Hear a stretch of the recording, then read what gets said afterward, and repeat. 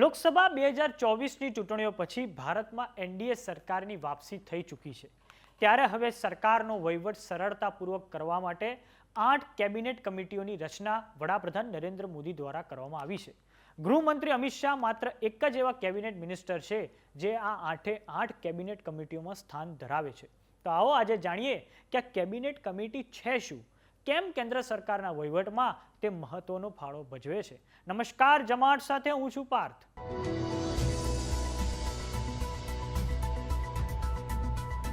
Cabinet કમિટીઓ કે જેમાં ભારત સરકારના કેબિનેટ મિનિસ્ટર્સને સ્થાન મળે છે.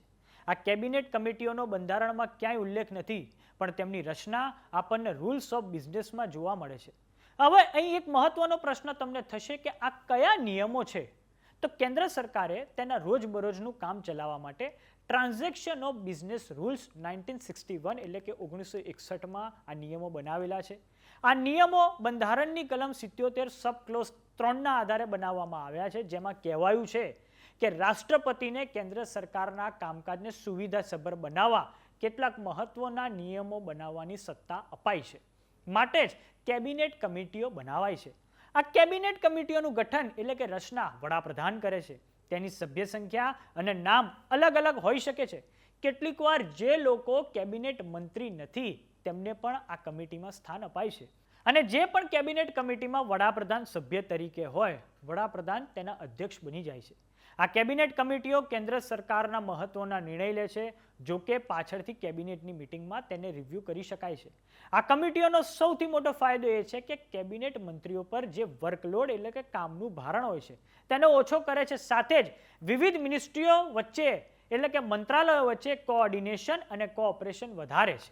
1994માં વડાપ્રધાન પીવી નરસિમ્હા રાવ વખતે અલગ અલગ વિષયો પર 13 કેબિનેટ કમિટીઓ હતી.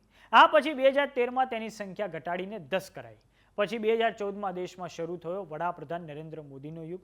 ત્યારે તેમણે ચૂંટણી પ્રચાર દરમિયાન વચન આપ્યું, મિનિમમ ગવર્નમેન્ટ મેક્સિમમ ગવર્નન્સ એટલે કે સરકારમાં વિવિધ મંત્રાલયોમાં દખલગીરી ઓછી થશે અને વહીવટ વધારે થશે.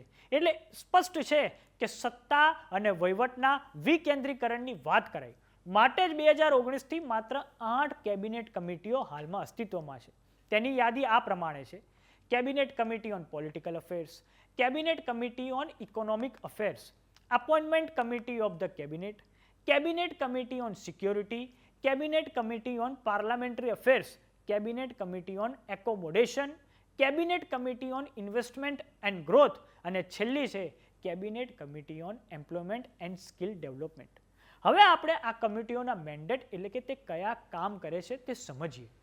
Cabinet committee on political affairs જે દેશની અને વિદેશની બાબતોની નીતિઓ નક્કી કરે છે. Cabinet committee on economic affairs સરકારના વિવિધ મંત્રાલયોની નાણાકીય નીતિઓને લઈને એક સહકાર સાધે છે.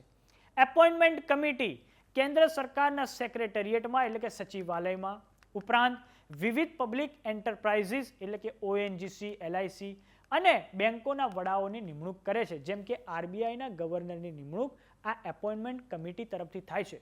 આ કમિટીમાં માત્ર 2 જ મેમ્બર છે, એક વડાપ્રધાન નરેન્દ્ર મોદી પોતે અને બીજા છે ગૃહમંત્રી અમિત શાહ.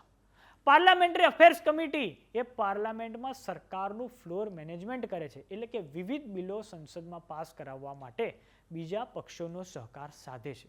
આ બધી જ કેબિનેટ કમિટીઓમાં પોલિટિકલ અફેર્સ કમિટી સૌથી તાકાતવર છે.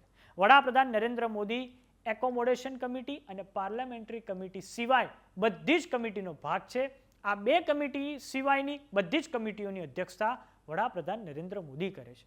હવે વાત કરીએ 2024માં જે કેબિનેટ કમિટીઓનું ગઠન કરાયું તેમાં એપોઇન્ટમેન્ટ કમિટી અને કેબિનેટ કમિટી ઓન સિક્યુરિટીમાં હજી પણ આ ગઠબંધન યુગમાં કોઈ જ પ્રાદેશિક પક્ષના નેતાને સ્થાન અપાયું નથી. આ વખતે સૌથી મોટી કેબિનેટ કમિટી એક cabinet committee on economic affairs છે, જેમાં હવે 11 લોકો તેના સદસ્ય છે. વડાપ્રધાન નરેન્દ્ર મોદી, રક્ષા મંત્રી રાજનાથસિંહ, ગૃહમંત્રી અમિત શાહ, હાઈવે મિનિસ્ટર નીતિન ગડકરી, નાણામંત્રી નિર્મલા સીતારામન, વિદેશ મંત્રી સુબ્રમણ્યમ જયશંકર, કોમર્સ મિનિસ્ટર પિયુષ ગોયલ, શિક્ષણ મંત્રી ધર્મેન્દ્ર પ્રધાન, કૃષિ મંત્રી શિવરાજસિંહ ચૌહાણ, આ ઉપરાંત બિહારની જનતા દળ યુનાઇટેડના પંચાયતી રાજ અને ફિશરીઝ મંત્રી લલ્લનસિંહ અને સાથે કર્ણાટકની જેડીએસના સ્ટીલ મંત્રી એચડી કુમારાસ્વામી તેના સદસ્યો છે.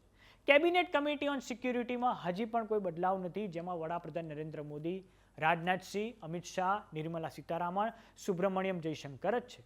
2024માં કેન્દ્રમાં એનડીએની સરકાર છે, માટે ગઠબંધન સાથીઓને પણ આ કેબિનેટ કમિટીઓમાં સ્થાન અપાયું છે. જેમ કે બિહારમાં લોક જનશક્તિ પાર્ટીના ચિરાગ પાસવાનને cabinet committee on investment and ગ્રોથમાં સ્થાન અપાયું છે, જ્યારે ઉત્તર પ્રદેશની રાષ્ટ્રીય લોકદળના નેતા જયંત ચૌધરીને કેબિનેટ કમિટી ઓન સ્કિલ ડેવલપમેન્ટમાં સ્થાન અપાયું છે. આમ આ 8 કેબિનેટ કમિટીઓમાં ગૃહમંત્રી અમિત શાહ તેના સદસ્ય છે. માટે ખરેખર મોદી 3.0માં કેન્દ્ર સરકારના વહીવટમાં અમિત શાહ આજે પણ ડ્રાઇવિંગ સીટ પર છે. નમસ્કાર.